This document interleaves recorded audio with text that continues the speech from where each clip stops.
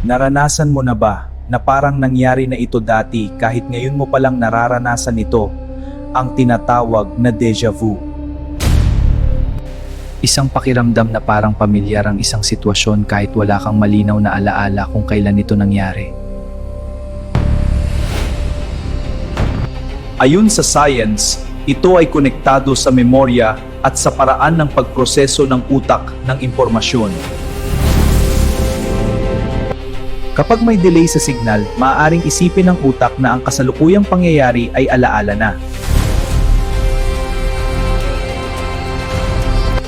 Ngunit may ilan na naniniwalang ito ay higit pa sa simpleng error ng utak at may mas malalim na paliwanag. Ang utak ng tao ay may sistema ng memorya na nagtatago ng bawat karanasan sa paraang hindi mo napapansin. Kapag sabay na nag-activate ang kasalukuyan at lumang memorya, nagkakaroon ng pakiramdam na pamilyar ang nangyayari. Ang temporal lobe ang bahagi ng utak na responsable sa memorya at pagkilala ng karanasan.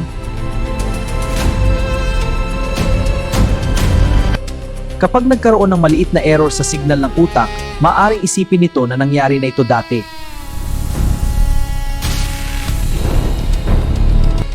May teorya rin na ang deja vu ay konektado sa panaginip na nakalimutan mo na.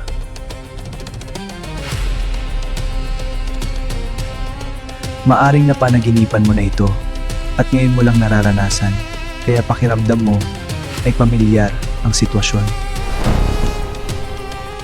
May mas malalim na teorya na nagsasabing ito ay koneksyon sa ibang bersyon ng realidad na sabay na nangyayari. Kung may parallel reality, maaaring nararanasan mo ang parehong sandali sa ibang mundo. Ang perception ng oras ay hindi palaging pareho at maaaring nagdudulot ito ng ilusyon ng pag-uulit. May mga alaala na nakatago sa subconscious na hindi mo direktang naaalala ngunit nararamdaman mo. May mga pagkakataon na tila nagkakaroon ng glitch sa pagproseso ng utak na nagdudulot ng deja vu. Parang inuulit ang isang sandali kahit hindi naman ito nangyari na nagbibigay ng ilusyon ng pamilyar na karanasan. Sa bawat ulit, may maliit na pagbabago na hindi agad napapansin ng ating kamalayan.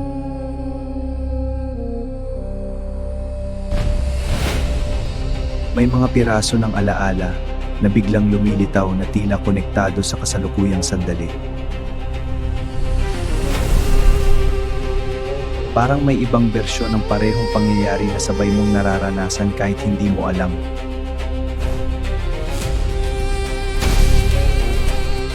Ang oras ay tila gumagalaw ng mas mabilis o mabagal na nagdudulot ng kakaibang pakiramdam sa ating isipan. May pagkakataon din na parang may bakas ng galaw na sumusunod sa iyo na hindi mo maipaliwanag.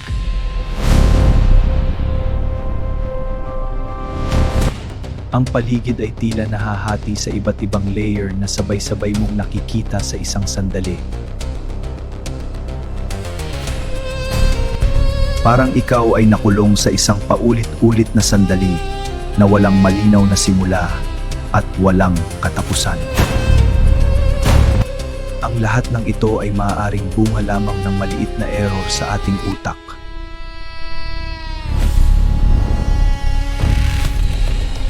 Ngunit sa paglipas ng sandali, bumabalik sa normal ang lahat, na parang walang nangyari na kakaiba. Ngunit nananatili ang tanong kung bakit ito nangyayari at bakit tila napakatotoo ng pakiramdam.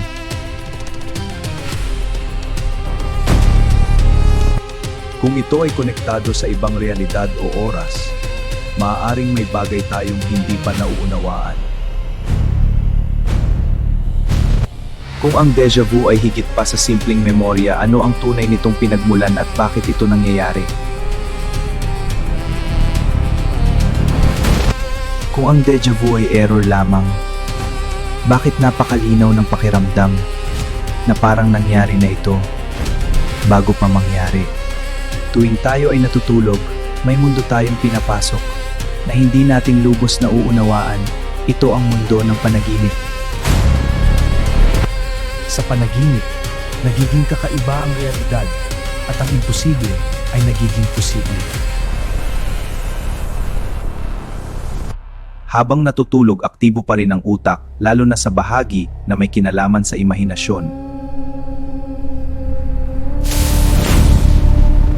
Sa tinatawag na REM sleep, mabilis gumagalaw ang mata habang ang utak ay aktibong lumilikha ng mga panaginip. Ang mga panaginip ay maaaring halo ng alaala, emosyon at imahinasyon na pinagsama-sama. Sa ilalim ng ating kamalayan, matatagpuan ang subconscious mind na nagtatago ng alaala na hindi natin laging naaalala. Sa ilalim ng ating kamalayan, matatagpuan ang subconscious mind na nagtatago ng alaala na hindi natin laging naaalala. Ang panaginip ay maaaring paraan ng paglabas ng emosyon na hindi natin napapansin. Sa lucid dreaming, alam mong ikaw ay nananaginip at maaari mong kontrolin ang nangyayari sa iyong mundo. Dito nagiging posible ang mga bagay na imposible tulad ng paglipad o pagbabago ng realidad. Ngunit hindi lahat ng panaginip ay kaaya-aya. May mga bangungot na nagdudulot ng takot.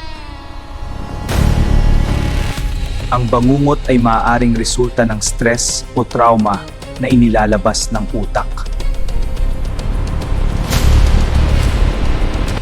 May mga simbolo na lumalabas sa panaginip na maaaring may kahulugan sa ating buhay. Ang utak ay nagiging mas malikain habang tayo ay nananaginip na bumubuo ng bagong ideya. Minsan nahahalo ang realidad at panaginip na tila iisa lamang.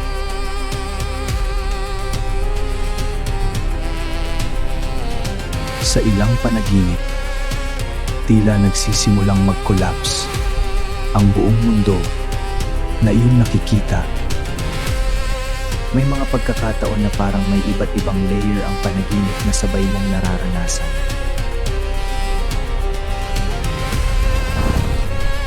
Minsan nagigising ka ngunit nasa panaginip ka pa rin, na tila hindi ka pa rin tunay na nakakabalik. May mga panaginip na paulit-ulit na nangyayari na tila walang katapusan at walang malinaw na dahilan. Sa panaginip, maaaring magbago ang iyong anyo o pagkakakilanlan nang hindi mo namamalayan.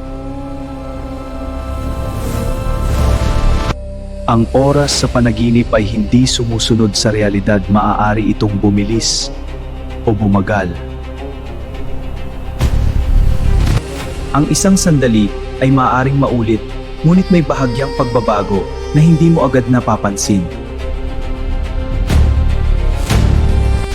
Habang lumalalim ang panaginip, nagiging kakaiba ang anyo ng mundo na tila nawawala sa kontrol. Unti-unting nawawala ang mga detalye hanggang sa tuluyang maglaho ang panaginip.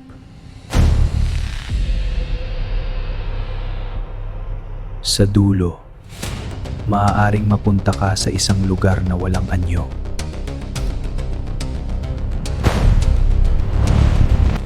Ngunit mula sa dilim, may liwanag na muling lumilitaw na tila simula ng panibagong panaginip. At muli, nagsisimula ang isang panaginip na bahagyang naiiba sa nauna.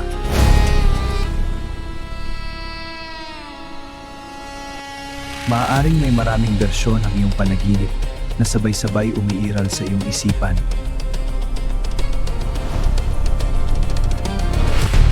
Kung ang panaginip ay likha ng ating utak, bakit tila may mundo na sariling umiiral?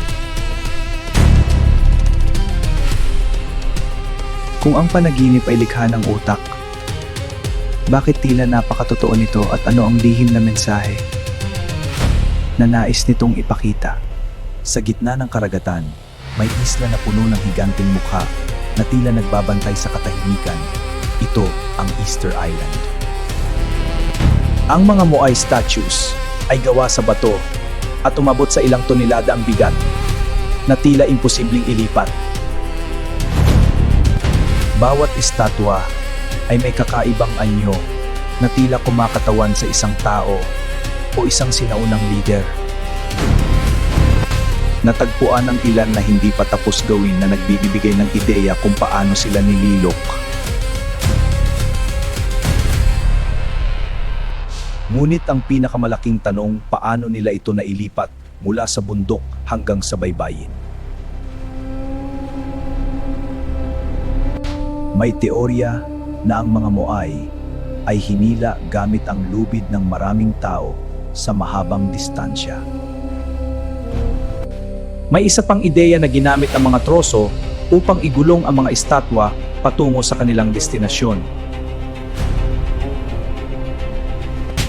May eksperimento rin na nagpapakita na maaari silang maglakad gamit ang balanse at lubid na parang gumagalaw ang estatwa.